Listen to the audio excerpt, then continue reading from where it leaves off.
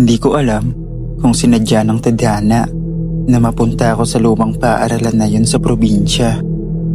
Sa unang tingin, mukhang ordinaryong eskwelahan, lumang gusali, mga estudyanteng abala at guro na parang may itinatagong lungkot sa mga mata.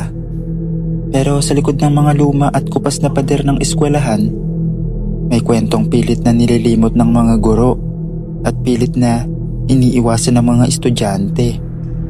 Isang kwento tungkol sa isang silid na hindi na dapat binubuksan. Ako si Ella, grade 11 student, at ito ang karanasang muntik ng kumitil sa katinuan ko. Ang kwento ng room 6. Simula pa lang ng pasukan, ramdam ko nang may kakaiba sa eskwelahan. Hindi ito dahil sa luma ang mga upuan o maingay ang mga estudyante, kundi dahil sa mga gabing napapanaginipan ko ang isang lugar na hindi ko pa naman napupuntahan. Isang madilim na silid na may pisarang may sulat na dugo. Ikwento ko ito sa kaklase kong si Risa. Ella, baka room 6 yan. Huwag na huwag mong lalapitan yun. Room 6. Nasa second floor daw ito, sa dulong bahagi ng hallway. Matagal na raw na hindi ginagamit, simula nang may estudyanteng nawala. Wala raw nahanap na bangkay, parang nawala na lang sa loob ng silid at hindi na lumabas. Pero dahil matigas ang ulo ko, isang hapon, nagpaiwan ako bandang alas 5. Pumunta ako sa second floor. Dumungaw ako sa hallway. Sarado ang mga classroom, maliban sa isa, room 6. Parang hinihila ako ng silid. Dahan-dahan akong lumapit. Humawak ako sa doorknob at sa gulat ko, bumukas ito. Pagpasok ko, bumungad ang amoy amag, parang basang libro at sunog na kandila. Madilim. Ang liwanag ng araw halos di makapasok. Sa pisara, may nakasulat gamit ang chalk. Hindi ka na makakalabas. Napaatras ako. Biglang nagsara ang pinto. Nagsindi ang ilaw isa-isa. Pagkatapos, biglang namatay ang ilaw ng sabay-sabay. Biglang lumamig ang hangin. Naramdaman kong dumampi ito sa balat ko. Lumingon ako. Walang tao. Pero may bumulong sa tenga ko. Bakit ka pumasok? Hindi boses ng estudyante. Hindi boses ng tao. Mababa, paus at parang galing sa ilalim ng lupa. Tumakbo ko papalapit sa pinto. Sarado, ayaw bumukas. Sumigaw ako. Tulong! Tulungan niyo ako! Biglang may humawak sa braso ko, pero wala akong makita. Nagdasal ako, paulit-ulit, at parang milagrong bumukas bigla ang pinto. Mabilis akong tumakbo palabas. Sa hallway, may naghihintay na matandang janitor. Sinabihan na kita, Iya, hindi yan para sa inyo. Doon nagsimula ang gulo. Anong gulo? Tanong ko. Taga-ibang mundo ang pumasok sa room 6 noon, at tuwing may bagong lumalapit, hinahanap nila ang kapalit. Mula noon, hindi na ako bumalik sa room 6. Pero gabi-gabi, abang natutulog ako, may nararamdaman akong boses. Bumubulong ng dahan-dahan, pabalik-balik. Balik ka na, Ella. Hindi pa tayo tapos. Hanggang dito na lang po, Sir Dave. Maraming salamat po.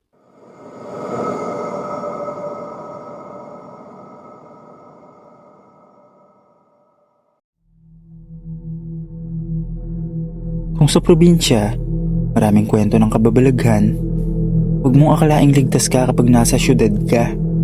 Metro Manila man, hindi lahat ng paaralan ay moderno sa loob. May mga luma, may mga kasaysayang kinalimutan, at may mga multong ayaw makalimot. Ako si Jonas, grade 10 student sa isang public school sa Quezon City. At ang karanasan kong to, hindi ko makakalimutan. Dahil nangyari ito sa isang lugar na akala ng lahat ay ordinaryo lang. Ang CR. Pumasok ako ng maaga sa school. Mahirap kasi ang pila sa jeep. Kaya mas okay nang mauna sa iba. Bandang 6:45 ng umaga, papunta ako sa classroom namin sa ikatlong palapag. Pero sumakit bigla ang tiyan ko. Kaya dali-dali akong tumakbo malapit sa CR sa dulong bahagi ng third floor. Pagpasok ko, walang tao. Wala ring ingay mula sa labas. Normal lang dapat. Pero ang weird, lahat ng gripo ay basa. Parang may gumamit. Pero ang linis ng paligid at may amoy na parang sunog na buhok. Pumasok ako sa ikatlong cubicle. Habang nakaupo, napansin ko na may mahinang iyak. Akala ko may tao sa kabilang cubicle, kaya tinanong ko, "Tol, ayos ka lang?" Walang sumagot. Umiyak lang ulit. Mas malakas. Lumabas ako ng cubicle. Tinapik ko ang pinto ng katabi. Sarado. Pero nang sumilip ako sa ilalim, walang paa. Pero tuloy pa rin ang pag-iyak. Kinabahan ako. Binuksan ko ang pinto. Walang laman. Pero sa salamin, may refleksyon. Isang babaeng estudyante. Basa ang buhok. May dugo sa uniforme. Nakatingin lang sa akin sa salamin. Pagharap ko, wala na siya. Biglang sabay-sabay nagsara ang lahat ng pinto ng cubicle. Parang may sumipa sa bawat isa. Tumakbo ako palabas, pero nang bubuksan ko na ang pinto ng CR, hindi ito bumubukas. Sa likod ko, may marahang yabag. Lumalapit. Nagdasal ako ng ama namin. May bumulong sa tenga ko. "Dito ka lang. Hindi pa ako tapos sa'yo." Nang makalabas ako, hinimatay ako sa hallway. Nagising ako sa clinic. Sabi ng guard, nakita raw nila akong lumalabas sa CR pero parang tulala. Nakatitig lang sa sahig. Simula noon, sinarado na ang CR na yon. May karatula na under renovation pero hindi naman inaayos. Hanggang dito na lang po, Sir Dave. Maraming salamat po.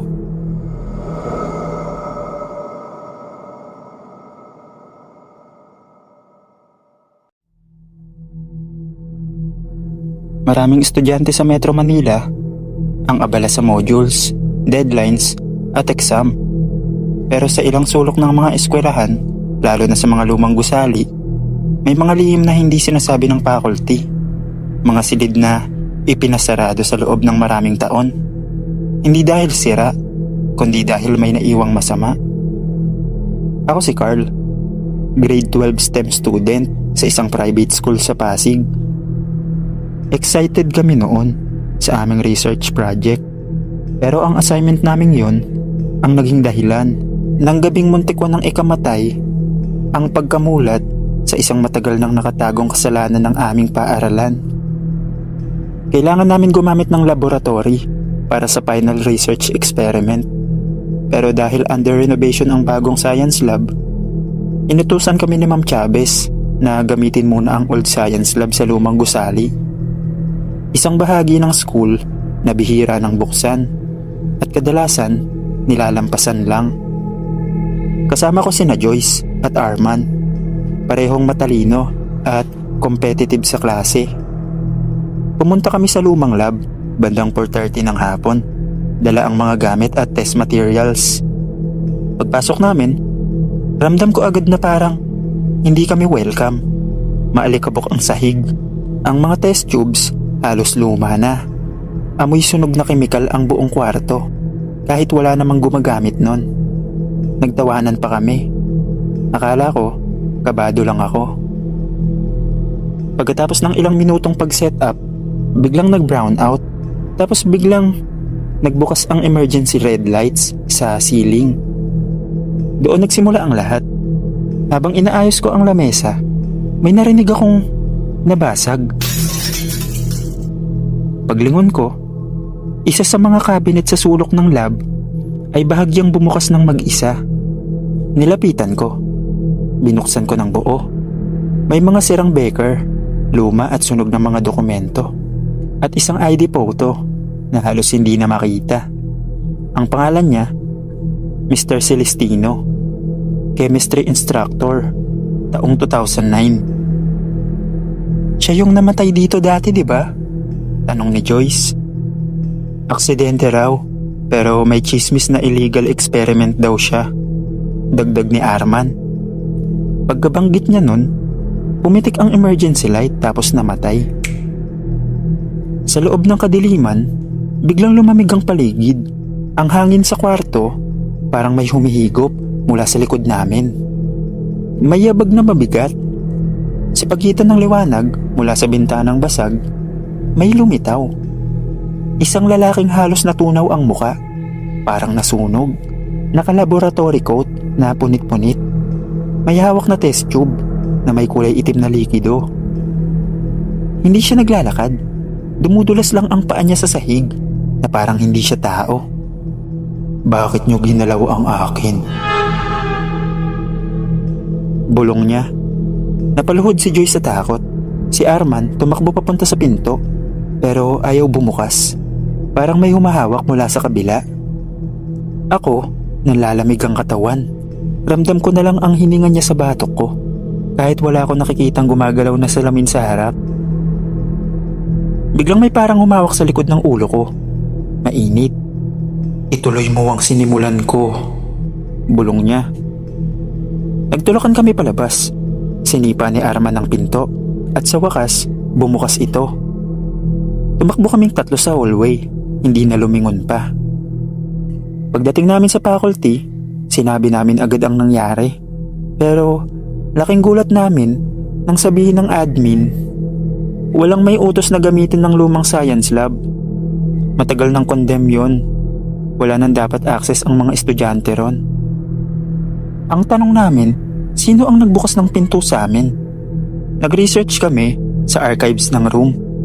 Nalaman namin na si Mr. Celestino ay pinaniniwalaang habang gumagawa ng isang pampabilis ng memorya gamit ang synthetic chemicals. Hindi siya namatay sa aksidente. Nagkulong siya sa lab at sinadya ang pagsabog. Hanggang ngayon, may mga report pa rin ng nag-aalab na ilaw tuwing 4:30 PM sa 3rd floor.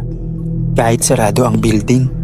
At ako, simula nung araw na yon, hindi na ako makatingin sa test tube. Dahil sa tuwing tumitingin ako sa likido sa loob, nakikita ko ang mukha niya. Hindi lahat ng eksperimento ay para sa kaalaman. May mga bagay na hindi na dapat tuklasin muli, lalo na kung ang nagturo nito ay matagal nang patay. Hanggang dito na lang po, Sir Dave. Maraming salamat po.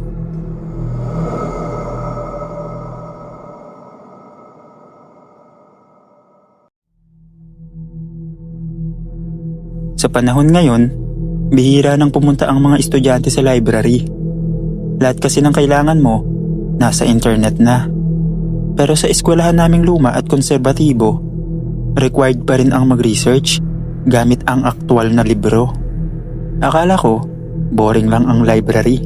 Tahimik, amoy lumang papel, at laging inaantok ang librarian.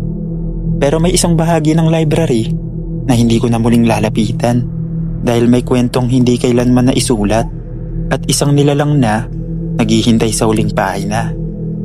Ako nga pala si Miguel, grade 11 student sa isang exclusive Catholic school sa Manila. At ito ang kwento ko. Huling linggo ng pasukan, kailangan namin ng reference para sa aming thesis sa Pilipino. Tungkol sa mga lumang panitikang Tagalog. Walang mahanap online, kaya pinapunta kami ni Ma'am sa library. 4:00 na nang dumating ako. Mahina ang ilaw sa loob. Yung mga ilaw sa kisame, dilaw na parang kandila. Ang librarian, si Ma'am Divina, ay matandang tahimik, walang imik, laging nakayuko sa lamesa. Habang nag-iikot ako sa rare book section sa likod ng library, napansin kong may isang shelf na may basag sa salamin. Sa loob nito, may isang itim na aklat na walang pamagat. Naintriga ako. Bawal daw galawin ang laman ng shelf na yon, pero parang may nagtulak sa akin. Nang hawakan ko ang libro, ang lamig nito sa kamay, parang metal. Binuksan ko. Puro lumang sulat Kastila ang laman, pero may ilang pahinang Tagalog. Hanggang sa mapunta ako sa isang blankong pahina. Pero habang nakatitig ako ron, may mga letra na unti-unting lumilitaw. Kung nabasa mo ito, nakikita ka na. Biglang nagsara ang libro. Tumayo ako at nang lilingon na sana ako pauwi, napansin kong may tao sa dulo ng hallway ng library. Isang babaeng estudyante, nakalumang uniforme, puti at itim. May punit ang manggas. Hindi siya gumagalaw, hindi rin siya kumukurap. Nakatingin lang siya sa akin. Classmate ba kita? Tanong ko, pero hindi siya sumagot. Nilapitan ko siya ng bahagya, pero nang malapit na ako sa aisle, nawala siya. Pagbalik ko sa shelf kung saan ko nakuha ang libro, nandoon na ulit ito. Nakabalik na sa salamin kahit hindi ko naman ibinalik. Kinabukasan, kinausap ko si Ma'am Divina. Ma'am, sino yung estudyante na nasa rare book section kagabi? Saan mo siya nakita? Doon po sa may lumang shelf, may nakuha akong itim na libro. Tumahimik siya, tapos mahinang sabi niya, "Huwag mo nabuksan ulit yun. Siya ang dahilan kung bakit isinara namin yung section na yun dati. Estudyanteng nawawala. Huling nakita, may hawak na itim na libro." Gabi-gabi mula nun, napapanaginipan ko ang babae. Sa panaginip ko, nasa loob ako ng library. Madilim, hawak ko ang itim na libro at unti-unting lumalapit siya. Sa bawat takbang niya, naririnig ko ang pahina ng libro. At sa huling bahagi ng panaginip, laging pareho ang sinasabi niya sa akin. "Isulat mo ang huling pahina para makalabas ako." Nagsimula akong magsulat sa notebook ko ng mga bagay na hindi ko maintindihan. May mga salitang Kastila, mga pangalan na hindi ko kilala, mga lugar na parang hindi sa mundo natin. Sa tuwing sinusubukan kong itigil, dumudugo ang ilong ko. Isang gabi, hindi ko na kinaya. Bumalik ako sa library. Dinala ko ang itim na libro sa mesa. Binuksan ko sa blankong pahina. Kinuha ko ang lapis at sinimulan ko siyang isulat. Sa pahinang ito ay inilalabas ko si... Pagkatapos ko isulat ang pangalan, nawala ang libro sa harap ko. Tumunog ang bell sa hallway, pero walang klase. Gabi na. Sa salamin ng library, nakita ko ang refleksyon ko. Pero sa likod ko, naroon siya. Nakatingin at nakangiti. May mga kwento sa aklata na hindi na dapat binubuksan. At may mga kaluluwang nakakulong na sa pahinang walang nagsusulat. Hanggang dito na lang po, Sir Dave. Maraming salamat po.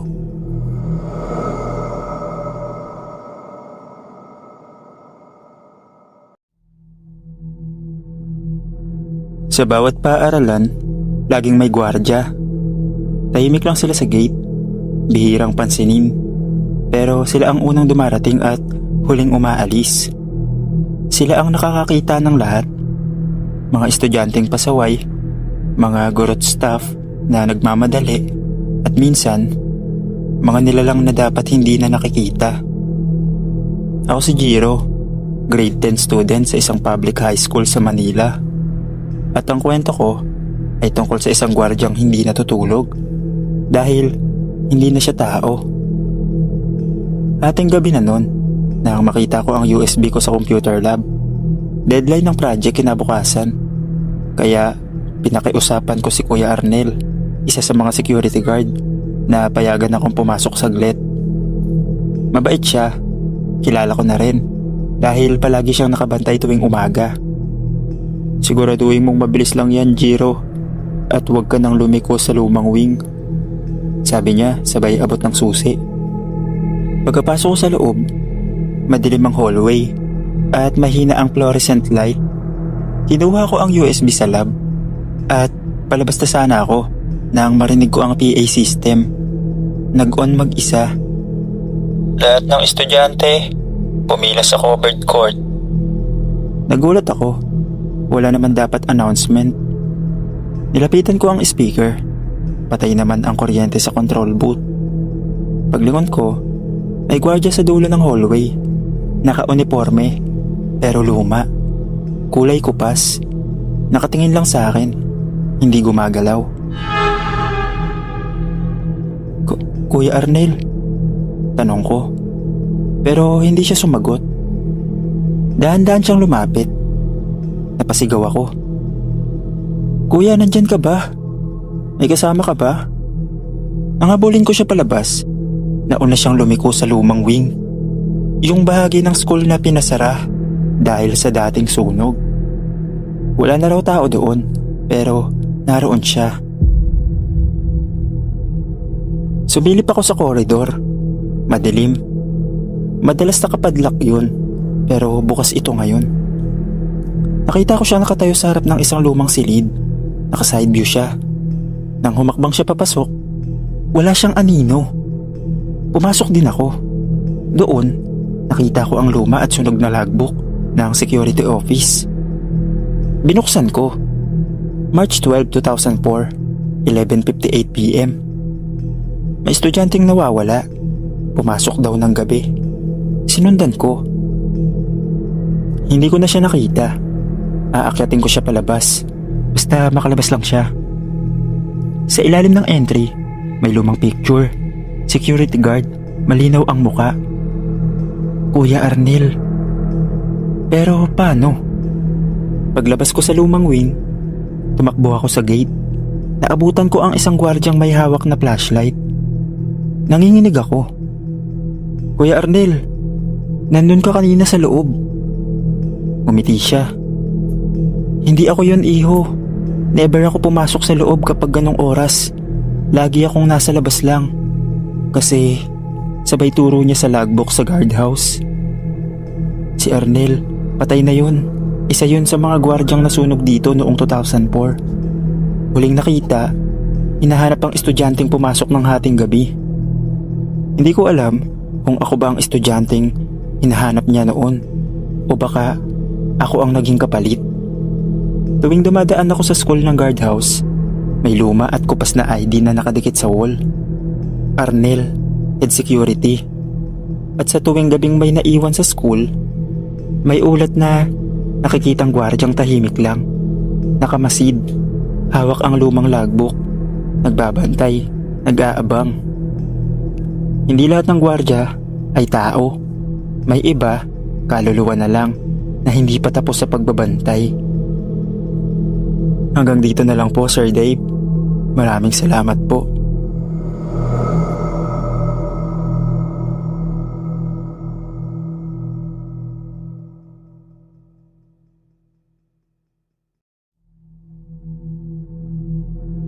Ako si Ramil, 27 anyos. Taga Caloocan City. Matagal ko nang gustong kalimutan ang gabing yon. Pero tuwing nakakasakay ako ng bus, hindi ko maiwasang maalala. At sa tuwing naiisip ko, nanlalamig ang katawan ko. Dahil alam kong hindi yun guni-guni lang. Gabi ng Martes, alas 11 na ng gabi. Late na ako nakalabas ng trabaho. Sa monumento ako nag-aabang na masasakyan papuntang Bulacan. Wala ng jeep, wala ng UB, at ang natira lang ay isang provincial bus na halos wala ng pasahero. Nakapark ito sa tabi, bukas ang ilaw sa loob, pero medyo mahina, parang malapit ng mapundi. Sumakay ako agad. Pag-akyat ko, bumungad sa akin ang kakaibang katahimikan. Wala pang 10 pasahero sa loob. Lahat sila nakayuko o nakatingin sa labas ng bintana. Parang walang interes sa paligid. Hindi ko pinansin. Pagod na ako. Gusto ko na lang umuwi. Kaya umupo ako sa gitnang bahagi ng bus, malapit sa bintana. Pag-andar namin, sumipol ang hangin sa labas. Ang kalsada ay madilim. Halos walang poste ng ilaw. Habang umaandar kami sa NLEX, biglang bumuhos ang ulan. Tumama sa bubong ng bus ang malakas na pagpatak ng ulan, na lalong nagdagdag sa nakakapangilabot na katahimikan. Habang nagbibilang ako ng mga ilaw ng poste, napansin kong Isa-isang bumababa ang mga pasahero sa bawat hintuan. Sa bawat pagbaba nila, hindi man lang sumasara ang pinto. Parang kusa itong nagbubukas at nagsasara kahit walang konduktor. Hanggang sa ako na lang ang natira. Ako at isang babaeng nakaupo sa bandang likuran. Nakayuko siya, mahaba ang buhok na parang basa at nakasuot ng puting damit. Hindi ko makita ang mukha niya. Sinubukan kong baliwalain. Pero habang tumatagal, pakiramdam ko, nakatingin siya sa akin kahit nakayuko. Pinilit ko maging kalmado. Nagbukas ako ng cellphone para mag-text sa nanay ko. Pero wala akong signal. Sinubukan kong tumawag pero no service. Pagkatapos ng ilang minuto, napansin ko ang kakaibang bagay. Wala ng konduktor. Wala ring driver. Napasinghap ako. Tumayo ako at lumapit sa unahan. Pero nang silipin ko ang harapan ng bus, wala talagang tao. Ang manibela, gumagalaw mag-isa habang umaandar kami sa madilim na kalsada. Nanlamig ang kamay ko. Hindi ko alam kung anong gagawin. Humakbang ako paatras, dahan-dahan, at muling tumingin sa babae sa likod. Wala na siya sa upuan. Ang naiwan lang ay buhol-buhol na buhok na basa, nakakalat sa upuan, at mga bakas ng tubig sa sahig na papalapit sa akin. Bigla ko naramdaman ang malamig na hininga sa batok ko. Kasabay nito, may marahang boses na bumulong sa tenga ko. Dapat bumaba ka na bago mahuli ang lahat. Napatalan ako at napatakbo papuntang pinto. Pero sarado ito. Pilit kong hinahatak, sinisipa, pero ayaw bumukas. Nilingon ko ang likod. Wala pa rin ang babae. Pero nakita ko sa sahig ang basa at mahabang buhok. Gumagapang papunta sa akin. Sumigaw ako ng malakas, pero parang walang nakakarinig. Sinubukan kong pumunta sa unahan para lumabas sa harapan, pero biglang nawala ang daan. Oo, nawala. Hindi na siya kalsada, kundi parang mahabang madilim na lagusan na walang katapusan. Nasa sobrang takot ako nang biglang mamatay ang lahat ng ilaw sa loob ng bus, at ang tanging liwanag na lang ay mula sa kidlat sa labas. At bawat kidlat, may nakikita akong nakatayo sa likod ko, unti-unting lumalapit. Hanggang sa naramdaman ko ang malamig na kamay na humawak sa balikat ko. Paglingon ko, doon ko siya nakita ng malinaw. Maputla ang muka, wala ng mata, puro itim na butas. Basa ang buong katawan niya at may tali sa leeg na parang hinihila. Bago ako makasigaw, hinila niya ako pabalik, at ang huling naaalala ko, tumilapon ako papuntang kalsada. Nagising ako kinabukasan, basang-basa, nanginginig sa gilid ng highway. May mga driver ng truck na nakakita sa akin at tinulungan ako. Nang tinanong nila ako kung anong nangyari, sabi ko, may bus, iniwan ako. Pero nagkatinginan lang sila at sinabing, wala nang bumabiyahing bus dito ng gantong oras, mga 10 taon na. Ngayon, tuwing may naririnig akong kwento tungkol sa white lady sa NLEX, hindi na ako nagtatanong dahil alam kong hindi siya kwento lang. Nakasakay ako sa bus na yun at alam kong hindi siya huling beses lalabas. Nag-aantay lang siya ng susunod na pasahero. Hanggang dito na lang po, Sir Dave. Maraming salamat po.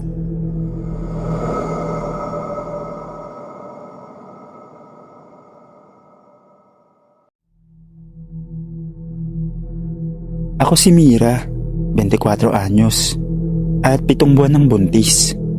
Hindi ko makakalimutan ang gabing yun dahil muntik nang hindi makasama sa mundong ito ang anak ko.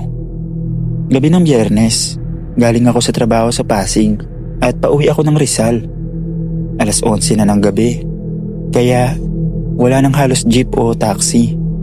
May dumating na bus sa terminal, halos walang pasahero. Naisip ko, buti na lang, may biyahe pa. Pagpasok ko, nakita ko agad na 3 lang kaming sakay. Ako, isang babaeng medyo matanda na nasa bandang hulihan at isang lalaki sa dulo, nakaitim na jacket. Tahimik ang biyahe. Ang ilaw sa loob ng bus, nangingitim na parang may usok. Hawak ko ang tiyan ko. Inihimas-himas ko para kumalma ang bata. Bigla kong napansin na nakatingin sa akin ng lalaking nakaitim. Hindi siya kumukurap at ang ngiti niya sobrang weird. "Iho, okay ka lang?" Tanong ng matanda sa kanya. Hindi siya sumagot. Dahan-dahan lang siyang ngumiti hanggang sa makita ko ang isang ngipin niya. Matutulis na parang pang-aso. Doon ako nagsimulang kabahan. Hinawakan ko ang tiyan ko ng mas mahigpit. Lumingon ako sa matanda at nakita kong nanginginig siya. Parang alam niya kung ano ang nangyayari. Biglang bumukas ang bibig ng lalaki at lumabas ang dila na parang pang-ahas. Naramdaman ko ang malamig na hangin nang sabihin niyang, "Buntis ka, no?" Napaatras ako sa upuan. Tumayo ang matanda. Sinubukan siyang harangan. Pero sa isang iglap lang, narinig ko ang malakas na kalabog at sigaw ng matanda. Nang tumingin ako, wala na siyang ulo. Hawak ng lalaki ang dugo ang ulo at nginangat-ngat ang laman na parang aso. Napasigaw ako at nagtatatakbo sa unahan ng bus.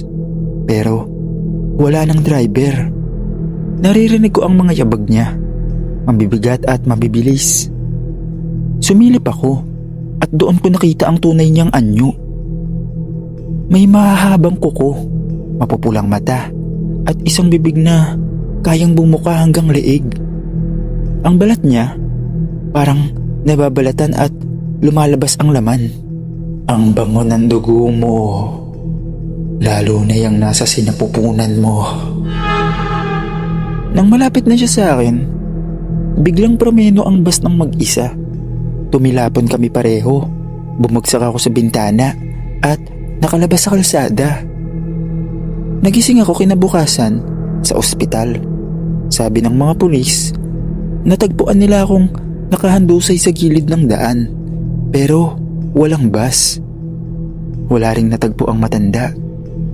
Simula noon, tuwing may nagbabalita ng buntis na nawawala sa gabi, naiisip ko, baka nasa huling biyahe sila, kasama ng nilalang na yun.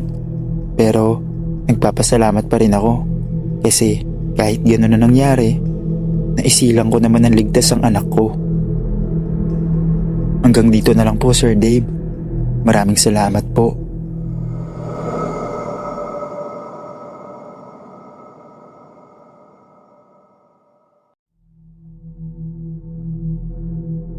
Ako si Tony, 28 taong gulang, taga Maynila. Hindi ko makakalimutan ang gabing naligaw ako sa isang bus na hindi ko na muling nakita kahit kailan. Gabi ng Huwebes, galing ako sa overtime sa trabaho sa Quezon City.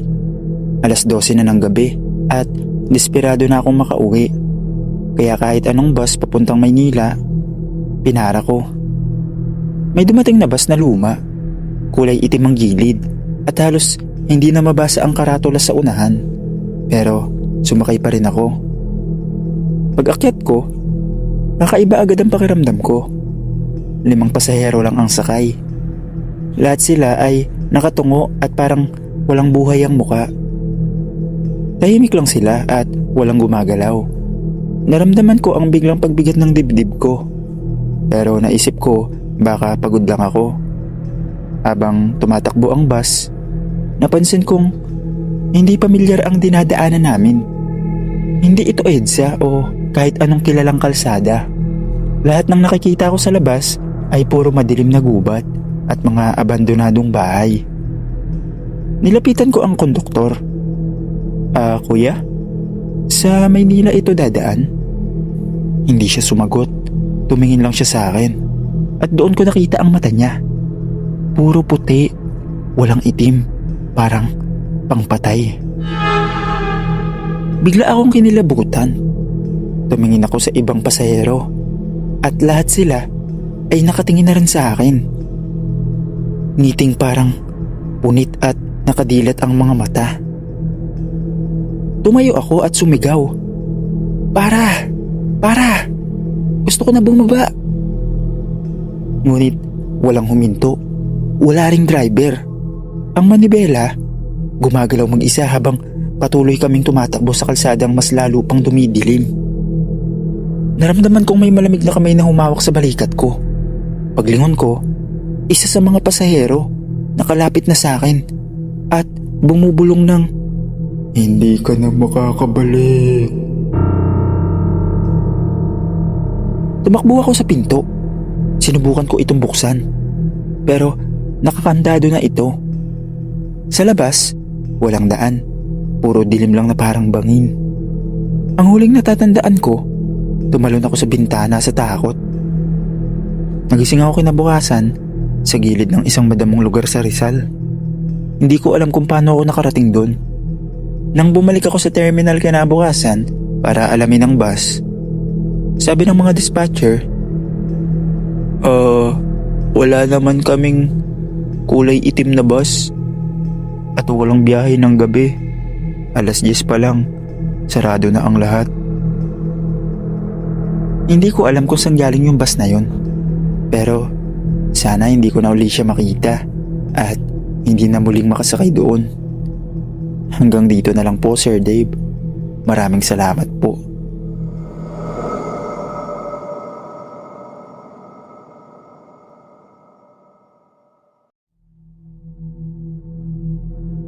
Ako si Ariel, 29 years old, taga Quezon City. Madalas akong umuwi ng late dahil sa trabaho. Sanay na ako sa biyahe ng 10 oras ng gabi. Pero isang gabi, may naranasan akong hindi ko kayang kalimutan. 12:00 na ng gabi, galing ako sa Cubao Terminal at sasakay ako ng bus papuntang Fairview. Wala na halos tao sa kalsada, kaya laking ginhawa nang makita kong may bus na paparating. Huminto ito at agad akong sumakay. Pag-akyat ko, napansin kong halos walang pasahero. May 3 sa unahan, isang matandang babae, isang lalaking natutulog, at isang bata na nasa hulihan ng bus. Nakaupo mag-isa. Mga 7 o 8 years old ata. Nakaputing t-shirt at nakashort. Nakayuko siya, parang pagod na pagod. Umupo ako sa bandang gitna, pero napansin ko, tuwing sumisilip ako sa salamin, nakatingin ng bata sa akin. Hindi ngumingiti, hindi kumukurap, nakatitig lang. Tahimik lang ang biyahe. Ang ilaw sa loob ng bus, mahina, at ang ulan sa labas, humahampas sa bintana. Hanggang sa isa-isang bumaba ang mga pasahero. Una, yung matandang babae, tapos yung lalaking natutulog. Naiwan na lang kami ng bata at ng driver na hindi man lang lumilingon. Lumipat ako ng upuan para hindi nakatutok sa akin ang tingin ng bata. Pero bigla siya nagsalita. "Kuya," mahina niyang sabi. Napalingon ako. "Bakit?" tanong ko. Ngumiti siya ng konti. "Pwede bang dito ka sa tabi ko? Natatakot ako eh." Nag-aatubili ako, pero ayokong sumama ang loob ng bata sa akin. Kaya tumayo ako at lumapit sa kanya. Pero nang maupo ako, doon ko napansin ang kakaiba. Sobrang lamig niya, para siyang yelo na may balat. "Bakit ka mag-isa?" "Hinihintay ko po si Mama." "Nasaan ba yung nanay mo?" Ngumiti lang siya. "Nasa likod." Napatingin ako sa hulihan ng bus, pero wala namang tao. Paglingon ko ulit sa kanya, wala na siya sa upuan. Biglang namatay ang ilaw sa loob. Naramdaman ko na lang ang malamig na hangin at boses sa tenga ko. "Tapos na ang paghihintay ko, kuya." Nang tumingin ako sa bintana, nakita ko ang refleksyon ko. At sa likod ko, isang bata, Pero hindi na siya bata. Mahaba ang leeg niya, lumalaki ang bibig, at ang mga mata niya puro puti. Bago ako makasigaw, bumukas ang pinto ng bus at tumilapon ako sa madilim na kalsada. Pagbangon ko, wala ng bus, pero ramdam ko pa rin ang malamig na kamay ng bata sa liig ko. Simula noon, tuwing gabi, may mga ulat ng mga pasaherong nakakakita raw ng isang bata mag-isa sa hulihan ng bus. Kapag nilapitan mo siya, hindi ka na makakauwi. Hanggang dito na lang po, Sir Dave. Maraming salamat po.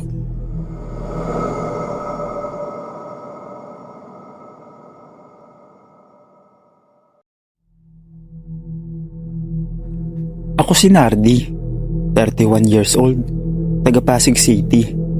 Ang kwentong ito ay hindi ko malilimutan kahit ilang taon na ang lumipas. Madalas akong umuwi ng hating gabi dahil sa trabaho, pero pagkatapos ng gabing yon, nagbago ang lahat. Alas 12 ng gabi, sumakay ako ng bus Cubao papuntang Antipolo. Malakas ang ulan, kaya wala halos ibang sasakyan sa EDSA. Pagpasok ko sa bus, halos wala ng tao. 3 pasahero lang sa unahan at isang lalaki sa hulihan. Umupo ako sa bandang gitna, malapit sa bintana. Tahimik ang biyahe. Ang ilaw sa loob, kumikislap-kislap. At ang ingay lang na naririnig ko ay ang ulan at tunog ng gulong sa kalsada. Habang umaandar kami, napansin kong isa-isang bumababa ang mga pasahero sa bawat hintuan hanggang sa 2 na lang kami noong lalaking nasa hulihan. Hindi siya ordinaryong pasahero. Mahaba ang buhok, maputla ang muka, at parang luma ang damit na suot. Parang hindi bagay sa panahon ngayon. Nakaupo siya ng tuwid, hindi kumikibo at nakatitig lang sa akin. Pinilit kong huwag pansinin, pero habang tumatagal, ramdam ko na sinusundan niya ang bawat galaw ko. Lumingon ako para tiyakin kung totoo ang iniisip ko. At doon ko nakita ang unang nakakatakot na detalye. Wala siyang kilay. Wala ring puti ang mga mata. Puro itim lang. Biglang nagdilim ang paligid nang umandar kami papasok sa isang daang walang ilaw. Tumingin ako sa harapan para humingi ng tulong sa konduktor. Pero wala nang tao sa unahan. Wala na rin yung driver. Pilit kong iniisip na bangungot lang to. Pero nang lingunin ko ulit ang lalaki sa likod, wala na siya sa upuan. Biglang bumigat ang hangin. May narinig akong parang kaluskos sa ilalim ng bus. Maya-maya lang, may malamig na kamay na humawak sa binti ko mula sa ilalim ng upuan.